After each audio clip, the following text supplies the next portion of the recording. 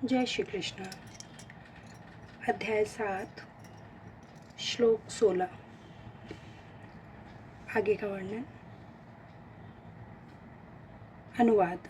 हे भरतश्रेष्ठ, 4 प्रकार के पुण्यात्मा मेरी सेवा करते हैं।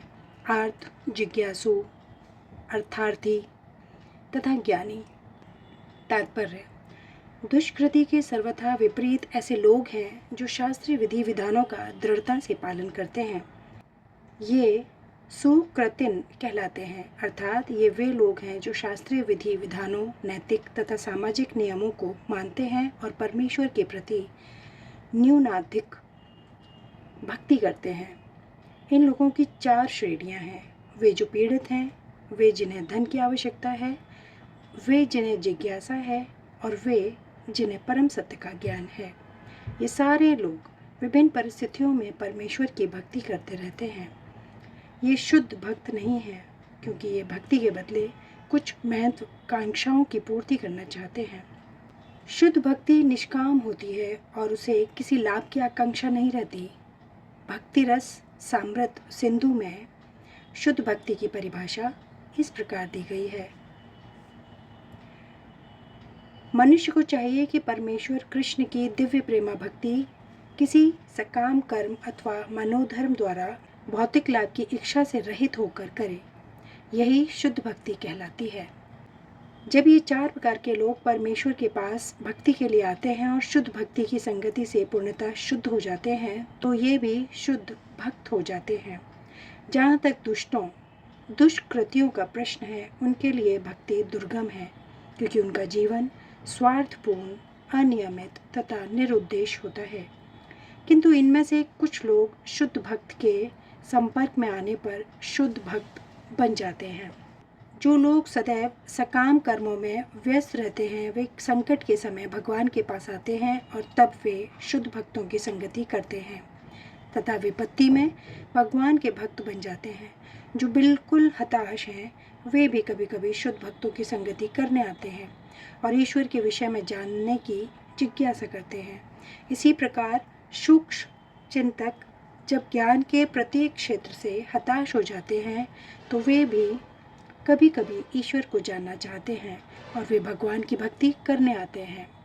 इस प्रकार ये निराकार ब्रह्मा तथा अंतर्यामी परमात्मा के ज्ञान को पार कर पाते हैं और भगवत कृपा से या उनके शुद्ध भक्ति की कृपा से उन्हें साकार भगवान का बोध हो जाता है।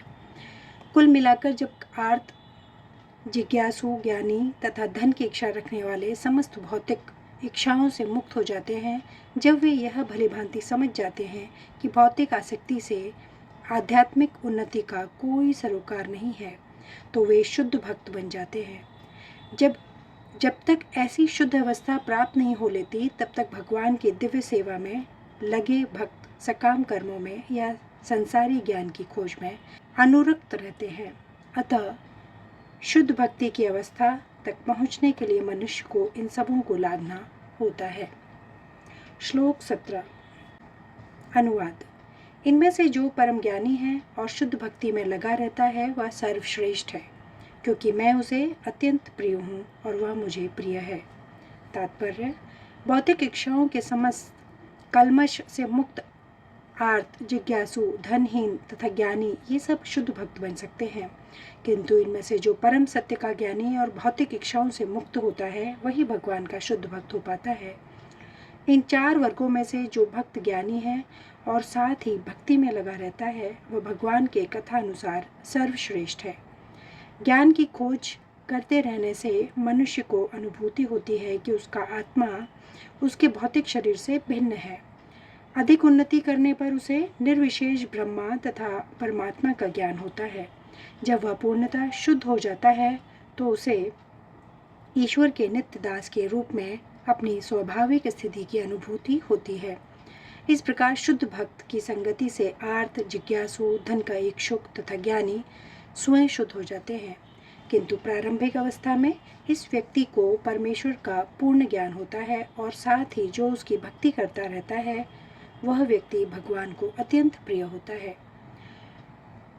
जिसे भगवान की दिव्यता या शुद्ध ज्ञान प्राप्त होता है, वह भक्ति द्वारा इस तरह सुरक्षित रहता है कि भौतिक कल्मश उसे छू भी नहीं पाते।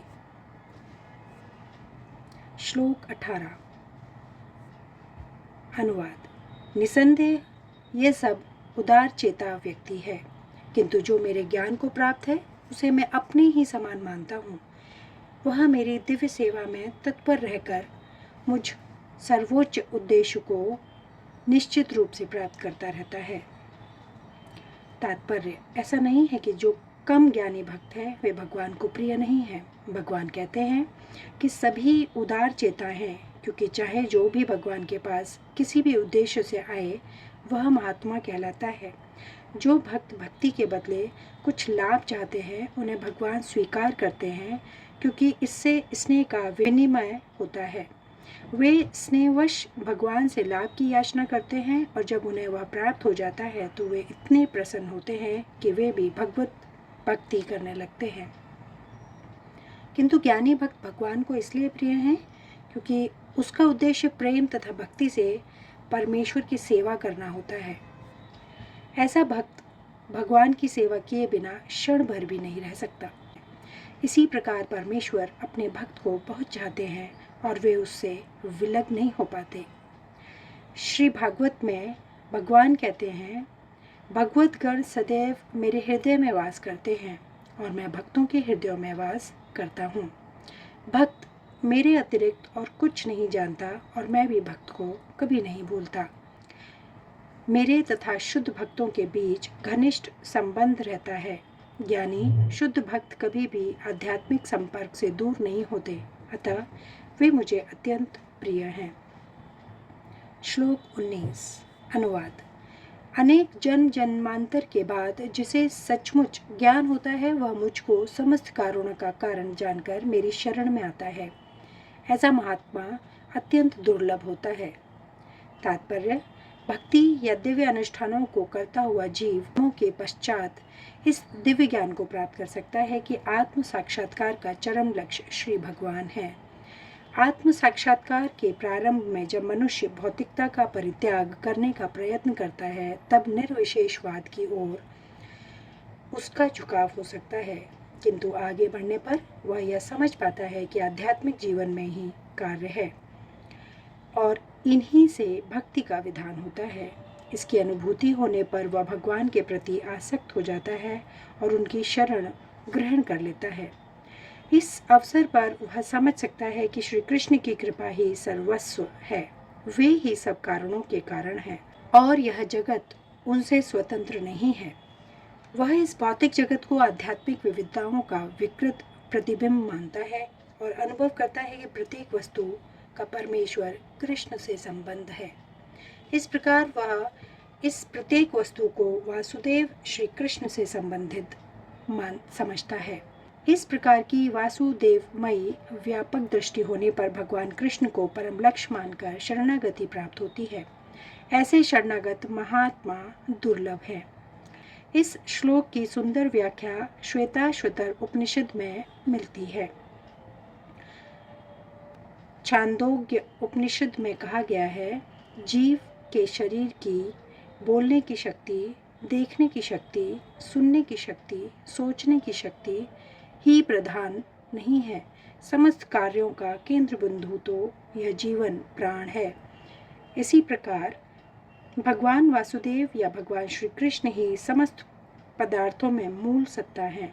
इस देह में बोलने, देखने, सुनने तथा सोचने आदि की शक्तियाँ हैं, किंतु यदि वे भगवान से संबंधित न हो तो सभी व्यर्थ है। वासुदेव सर्वव्यापी है और प्रत्येक वस्तु वासुदेव है। अतः भक्त पूर्ण ज्ञान में रहकर शरण ग्रहण करता है। श्लोक 20। अनुवाद। जिनकी बुद्धि भौतिक इच्छाओं द्वारा मारी गई है वे देवताओं की शरण में जाते हैं और वे अपनी अपने स्वभाव के अनुसार पूजा के विशेष विधि विधानों का पालन करते हैं। तात्पर्य, जो समस्त भौतिक कल्मश से मुक्त हो चुके हैं वे भगवान की शरण ग्रहण करते हैं और उनकी भक्ति में तत्पर होते हैं। जब तक भौतिक कल्मश धुल नहीं जाता तब तक वे स्वभावत अभक्त रहते हैं, किंतु जो भौतिक इच्छाओं के होते हुए भी भगवान की ओर उन्मुख होते हैं वे बहिरंगा प्रकृति द्वारा आकृष्ट नहीं होते। क्योंकि वे सही उद्देश्य की ओर अग्रसर होते हैं। अतः वे शीघ्र ही सारी भौतिक कामेक्षाओं से मुक्त हो जाते हैं। श्रीमद् भागवत में कहा गया है कि मनुष्य को चाहिए कि स्वयं को वासुदेव के प्रति समर्पित करे और उनकी पूजा करे, चाहे वह भौतिक इच्छाओं से रहित हो या भौतिक इच्छाओं से पूरित हो या भौतिक कल्मश से मुक्ति चाहता हो, जैसा कि भागवत में कहा गया है। जो अल्पज्ञ है तथा जिन्होंने अपनी आध्यात्मिक चेतना खो दी है, वे भौतिक इच्छाओं की अविलंब पूर्ति के लिए देवताओं की शरण में जाते हैं। सामान्यतः ऐसे लोग भगवान की शरण में नहीं जाते, क्योंकि वे निरंतर गुणों वाले रजो तथा तमोगुणी होते हैं। अतः वे विभिन्न देवताओं की पूजा करते हैं। वे पूजा के विधि विधानों का पालन करने में ही प्रसन्न रहते हैं। देवताओं के पूजक छोटी छोटी इच्छाओं के द्वारा प्रेरित होते हैं और यह नहीं जानते कि परम लक्ष्य तक किस प्रकार पहुंचा जाए। किंतु भगवत भक्त कभी भी पथ भ्रष्ट नहीं होता, क्योंकि वैदिक साहित्य के विभिन्न उद्देश्यों के लिए भिन्न भिन्न देवताओं के पूजन का विधान है। अतः जो भगवत भक्त नहीं है, वे सोचते हैं कि देवता कुछ कार्यों के लिए भगवान से श्रेष्ठ है। किंतु शुद्ध भक्त जानता है कि भगवान कृष्ण ही सबके स्वामी हैं। चैतन्य चरितामृत में कहा गया है, एकल्ले ईश्वर कृष्ण आर सब भृत्य, केवल भगवान कृष्ण ही स्वामी है और अन्य सब दास हैं। फलतः शुद्ध भक्त कभी भी अपनी आवश्यकताओं की पूर्ति के लिए देवताओं के निकट नहीं जाता। वह तो परमेश्वर पर निर्भर रहता है और वे जो कुछ देते हैं उसी से संतुष्ट रहता है। श्लोक 21 से आगे का वर्णन अगले वीडियो में। धन्यवाद। जय श्री कृष्ण।